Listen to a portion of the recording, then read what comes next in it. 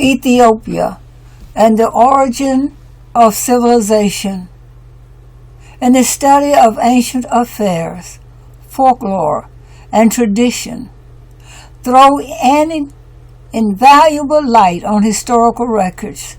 In Greek mythology, we read of the great Ethiopian king Cepheus, whose fame was so great that he and his family were immortalized in the stars. The wife of King Cepheus was Queen Cassiopeia, and his daughter Princess Andromeda. The star groups of the celestial sphere, which are named after them, are called the royal family. The constellations, Cepheus, Cassiopeia, and Andromeda. It may seem strange that legendary rulers of ancient Ethiopia should still have their names graven on our star maps, but the voice of history gives us a clue. A book on astrology attributed to Lucian declares that the Ethiopians were the first who invented the science of stars and gave names to the planets, not at random and without meaning, but descriptive of the qualities which they conceived them to possess. And it was from them that this art passed, still in an imperfect state, to the Egyptians. The Ethiopian origin of astronomy is beautifully explained by Count Volney in a passage in his Ruins of Empires, which is one of the glories of modern literature. And his argument is not based on guesses. He invokes the weighty authority of Charles F. Dupuis, capital D-U-P-U-I-S, whose three monumental works, The Origin of Constellations, The Origin of Worship, and the Chronological Zodiac, are marvels of meticulous research. Dupuis placed the origin of the zodiac as far back as 15,000 BC, which would give the world's oldest picture book an antiquity of 17,000 years. This estimate is not as excessive as it might at first appear, since the American astronomer and mathematician Professor Arthur M. Arden traces back the origin of the zodiac to about 26,000 BC in discussing star worship and idolatry. Volney gives the following glowing description of the scientific achievements of the ancient Ethiopians and of how they mapped out the signs of the zodiac on the star-spangled dome of the heavens. Should it be asked at what epoch this system took its birth, we shall answer on the testimony of the monuments of astronomy itself, that its principles appear with certainty to have been established about 17,000 years ago. And if it be asked to what people it is to be attributed, we shall answer that the same monuments, supported by unanimous traditions, attribute it to the first tribes of Egypt, and reason finds in that country all the circumstances which could lead to such a system. When it finds there a zone of sky bordering on the tropic, equally free from the rains of the equator and the fogs of the north, when it finds there a central point of the sphere of the ancients, a salubrious climate, a great but manageable river, a soil fertile without art or labor, inundated without morbid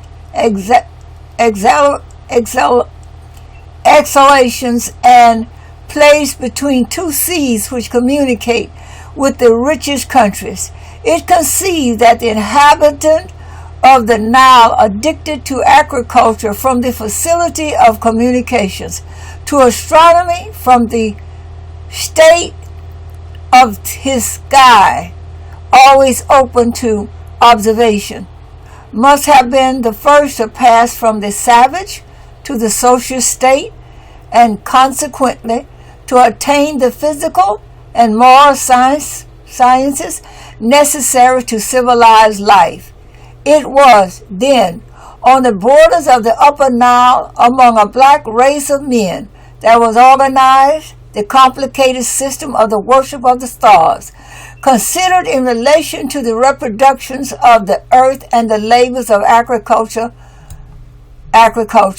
Thus the Ethiopian of Thebes, capital Thebes, named stars of inundation or Aquarius, whose stars under which the Nile began to overflow, stars of the ox or bull, those under which they began to plow, stars of the lion, those under which that animal driven from the desert by thirst appeared on the banks of the Nile, stars of the chef or of the harvest virgin, those of the reaping season, stars of the lamb, stars of the two kids, those under which these precious animals were brought forth. Thus the same Ethiopian, having observed that the return of the inundation always corresponded with the rising of a beautiful star, which appeared towards the source of the Nile, and seemed to warn the husbandman against the coming waters, he compared this action to that of the animal who by his barking gives notice of danger, and he called this star the dog, the barker, Sirius. In the same manner he named the stars of the crab, those whose the sun, having arrived at the tropic, retreated by a slow retrograde motion like the crab of Cancer. He named stars of the wild goat or Capricorn, those where the sun, having reached the highest point in his annual track, imitates the goat, who delights to climb to the summit of the rocks. He named stars of the balance of Libra, those where the days and nights being equal, seem in equilibrium like that instrument, the stars of the Scorpion, those where certain periodical winds bring vapors burning like the venom of the scorpion. Volney's Ruins of Empires, page 120 and 122, New York, 1926. The traditions concerning Memnon, that's capital Memnon, are interesting as well as instructive. He was claimed as a king by the Ethiopians and identified with the pharaoh Amenhotep or Amenhotep by the Egyptians. A fine statue of him is located in the British Museum in London. Charles Darwin makes a reference to this statue on his Descent of Man, which is well worth reproducing. When I looked at the statue of Amenhotep III, I agreed with two officers of the establishment, both competent judges, that he had a strongly marked Negro type of features. The features of Akhenaten, Amenhotep IV are even more Negroid than those of his illustrious predecessor. That the earliest Egyptians were African Ethiopians, Nilota Negroes, is obvious to all unbiased students of Oriental history. Breasted's claim that the early civilized inhabitants of the Nile Valley in Western Asia were members of a great white race is utterly false, and is supported by no facts whatsoever. A similar racial bias is shown by Elliot Smith in his work, The Ancient Egyptians and Their Influence Upon the Civilization of Europe, page 30, New York and London, 1911.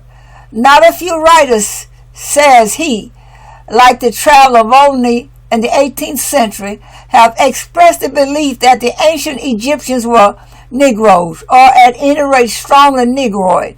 In recent times, even a writer so discriminating as Ripley usually is has given his adhesion to this view. The writers referred to here are Count Volney, the French Orientalist, and Professor William Z. Ripley of Harvard University, an eminent American anthropologist. Professor Smith is convinced that these men are wrong because he holds that there is a profound gap that separates the Negro from the rest of mankind, including the Egyptian. Ancient Egyptians, page 74. Another English scholar, Philip Smith, is far more rational in discussing this point. No people have bequested to us so many memorials of its form, complexion, and physiognomy as the Egyptians. If we were left to form an opinion on the subject by the description of the Egyptians left by the Greek writers, we should conclude that they were, if not Negroes, at least closely akin to the Negro race, that they were much darker in coloring than the neighboring Asiatics, that they had their frizzle either by nature or art, that their lips were thick and projecting and their limbs slender, rest upon the authority of eyewitnesses who had traveled in the country and who could have had no motive to deceive. The fullness of the lip seen in the sphinx of the pyramids or in the portraits of the kings is characteristic of the Negro. The Ancient History of the East, page 25 and 26, London, 1881. We read of Memnon, king of Ethiopia, in Greek mythology, to be exact in Homer's Iliad, where he leads an army of Elamites and Ethiopians to the assistance of King Priam in the Trojan War. His expedition is said to have started from the African Ethiopia and to have passed through Egypt on the way to Troy. According to Herodotus, Memnon was the founder of Susa, capital S-U-S-A, the chief city of the Elamites, capital E-L-A-M-I-T-E-S. There were places called Memnonia, asserts Professor Rawlinson, supposed to have been built by him both in Egypt and at Susa. And there was a tribe called Memnons at Moro. Memnon thus unites the eastern with the western Ethiopians, and the less we regard him as an historical personage, the more must we view him as personifying the ethnic identity of the two races. Ancient Monarchies, Volume 1, Chapter 3. The ancient peoples of Mesopotamia are sometimes called the Chaldeans, but this is inaccurate and confusing. Before the Chaldean ruled in Mesopotamia, there were the empires of the Sumerians, Akkadians, Babylonians, and Assyrians. The early civilization of Mesopotamia was that of the Sumerians. They are designated in the Assyrio-Babylonia inscriptions as the black heads or black-faced people, and they are shown on the monuments as beardless and with shaven heads. This easily distinguishes them from the Semitic Babylonians, who are shown with beards and long hair. From the myths and traditions of the Babylonians, we learn that their culture came originally from the south. Sir Henry Rawlinson concluded from this and other evidence that the first civilized inhabitants of Sumer and Akkad were immigrants from the African Ethiopia. John D. Baldwin, the American Orientalist, on the other hand, claims that since ancient Arabia was also known as Ethiopia, they could have just as well come from that country. These theories are rejected by Dr. Ira Hall, of the Department of Egyptian and Assyrian Antiquities of the British Museum, who contends that Mesopotamia was civilized by a migration from India. The ethnic type of the Sumerians, so strongly marked in their statues and reliefs, says Dr. Hall, was as different from those of the races which surrounded them as were their language from those of the Semites. Aryans or others, they were decidedly Indian in type. The face type of the average Indian of today is no doubt much the same as that of his Dravidian race ancestors thousands of years ago. And it is to this Dravidian ethnic type of India that the ancient Sumerian bears most resemblance, so far as we can judge from his monuments, and it is by no means improbable that the Sumerians were an Indian race which passed, certainly by land, perhaps also by sea, through Persia to the valley of the two rivers. It was in the Indian home, perhaps the Indus Valley, that we suppose for them that their culture developed. On the way they left the seeds of their culture in Elam, capital E-L-A-M. There is little doubt that India must have been one of the earliest centers of human civilization, and it seems natural to suppose that the strange, un-Semitic, un-Aryan people who came from the east to civilize the west were of Indian origin, especially when we see with our own eyes how very Indian the Sumerians were in type. The Ancient History of the Near East, page 173, 174, London, 1916. Hall is opposed in his theory of Sumerian origins by Dr. W.J. Perry, the great anthropologist of the University of London. The Sumerian stories or origins themselves tell a very different tale. Perry points out, for from their beginnings, the Sumerians seem to have been in touch with Egypt. Some of their early texts mention Dilmun, Magan, and Maluha. Dilmun, capital D-I-L-M-U-N, was the first settlement that was made by the god Inca, who was the founder of Sumerian civilization. Magan, capital M-A-G-A-N, was famous among the Sumerians as a place whence they got diorite and copper.